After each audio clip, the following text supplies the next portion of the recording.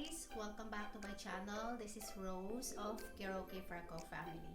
So now I'm gonna show you simple and easy to follow exercises, and this is more on for beginners. So let's go.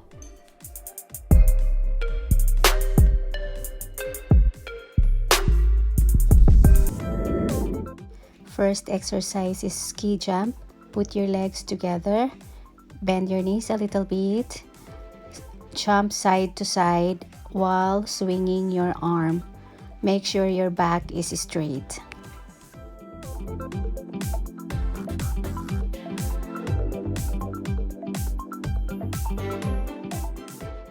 The second one is split jumping. Alternate jumping by putting your other foot forward. Press your hand closer to your body. Do it 20 times. The third one is side to side twist. Put your hand up, align to your chest, and then twist side to side. Do it 20 times.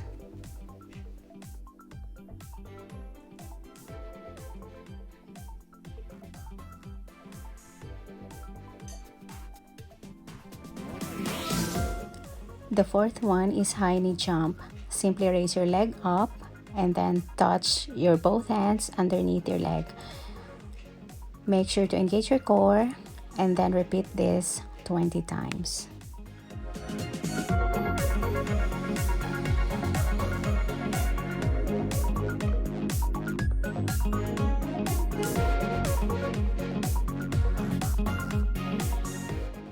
The next one is called back-to-back jump.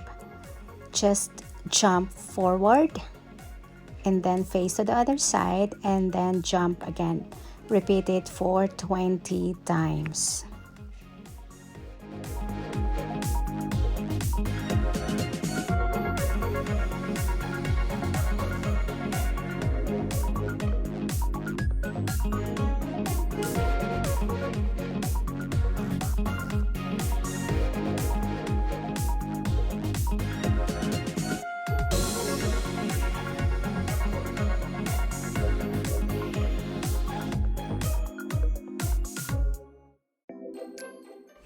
The next one is simplified, slow mountain climber. Make sure that your back is straight, and when you do your move, leg move, hold it for a few seconds. Repeat this for 20 times.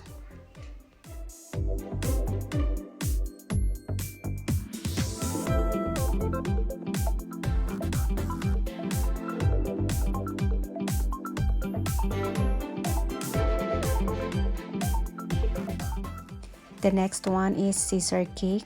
Just simply lift your legs up and do the movement of crisscrossing like the scissor. Put your hands aligned to your body and then don't forget to engage your core. Repeat this 20 times. Our next exercise is very simple, no variation, and this is good for the beginners. It's a slow burpees, so it's gonna be very easy to follow along exercise.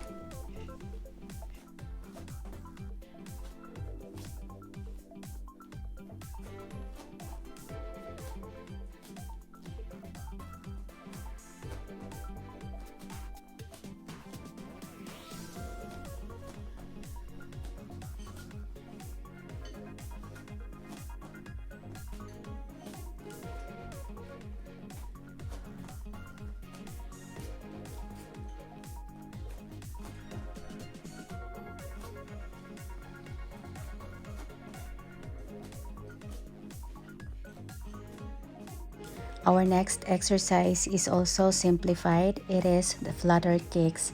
Just simply lie down, alternately lift your leg up and down, but avoid touching the floor. Put your hands down also beside your body or aligned to your body. Repeat this exercise for 20 reps. Our next exercise is also very simple. It's very easy to follow along.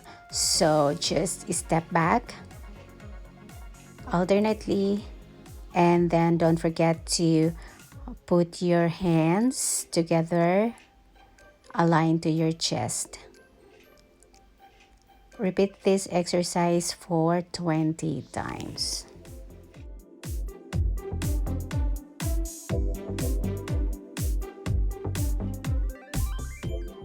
This exercise is also easy. The leg raise, just simply stand up, put your hands on your waist for the balance, and then start lifting your other leg to the side, and then repeat also to the other leg. So this exercise, do it for 20 times. This is really good for your inner thighs.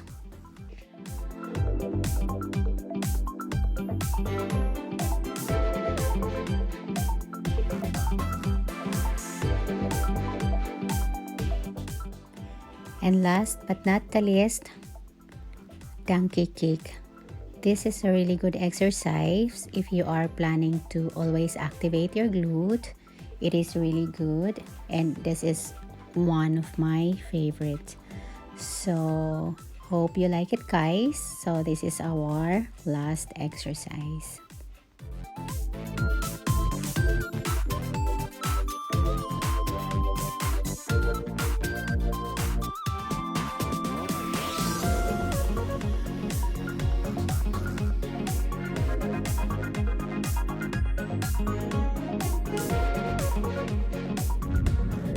There you go, guys. We're done with our exercise.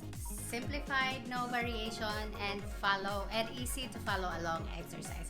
So if you're new to my channel, don't forget to subscribe and click the notification bell. Sabi ng anak kong maliit, 8 years old, tinuruan ako. But anyway, hope you like it, and see you in my next video. Bye!